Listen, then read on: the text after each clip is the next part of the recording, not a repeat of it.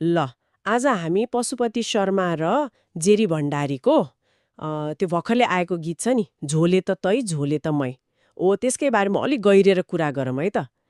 यो गीतले त अहिलेको नेपाली समाज अनि राजनीतिलाई जसरी कोट्याएको छ नि, धेरैको ध्यान तानेको छ। सुन्दा त सुरुमा होइन सिधै नेताहरू पार्टीहरूलाई नै भने जस्तो लाग्छ। केपी, देउबा, प्रचण्ड, रवि, कङ्ग्रेस, एमाले, माओवादी, रासोपा कसैलाई छोडेको छैन, नामै लिएर। नेताको गुणगान गाउने नि तै, भ्रष्टलाई देउता मान्ने नि तै भनेर सिधै भनेको छ। तर यसको खास मतलब चुरो कुरो चाहिँ के होला?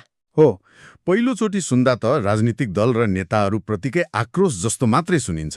तर गीतको जुन बारम्बार दोहोरिने लाइन छ नि, खराब त मै हो, त्यसमा छ जस्तो लाग्छ मलाई यसको खास मर्म। खराब त मैमा त्यसले के भन्नु खोज्यो भने